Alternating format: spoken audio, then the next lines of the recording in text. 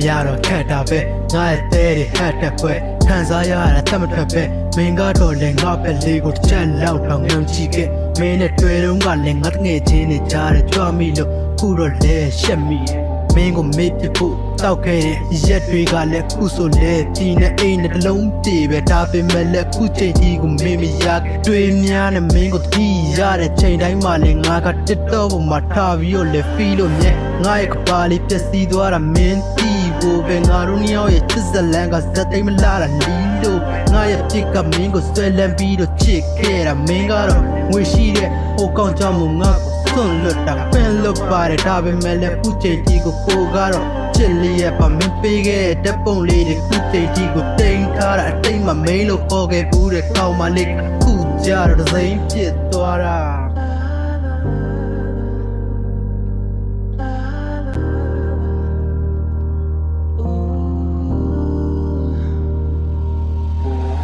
မေးလို့မရတော့ခက်တာပဲငါရဲ့တဲတွေဟတ်တက်ပွဲခံစားရတာတတ်မထွက်ပဲမင်းကတော့လည်းငါပဲလေးကိုတစ်ချက်လောက်တော့ငုံကြည့်ခဲ့မင်းနဲ့တွေ့တော့ကလည်းငါတငယ်ချင်းနေကြတယ်ကြွမိလို့ခုတော့လဲရှက်မိတယ်မင်းကိုမေ့ပြဖို့တောက်ခဲ့တဲ့ရက်တွေကလည်းခုဆိုလဲဒီနဲ့အိမ်နဲ့တလုံးပြေပဲဒါပေမဲ့လည်းခုချိန်ကြီးကိုမင်းမရတွေ့များနဲ့မင်းကိုတီးရတဲ့ချိန်တိုင်းမှာလည်းငါကတစ်တော့ပေါ်မှာထားပြီးတော့လဲဖီးလို့မြဲငါရဲ့ကပါလေးပျက်စီးသွားတာမင်းတီးဖို့ပဲငါတို့နှစ်ယောက်ရဲ့ချစ်စလန်ကဇက်သိမ်းမလာတာလီလို့ငါရဲ့ပြစ်ကမင်းကိုဆွဲလန်းပြီးတော့ချစ်ခဲ့တာမင်းကတော့ငွေရှိတဲ့ဟိုကောင်ကြောင့်မို့ငါစွန့်လွတ်တာပင်လွတ်ပါတယ်ဒါပေမဲ့လည်းခုချိန်ကြီးကိုကတော့ချစ်လေးရဲ့ပါမင်းပေးခဲ့တဲ့ပုံလေးတွေခုချိန်ကြီးကိုတိမ်ထားတာအတိတ်မှမင်းလို့ပေါ်ခဲ့ဘူးတဲ့ကောင်းမလေးခုကြတော့ဒစိမ့်ပြစ်သွားတာ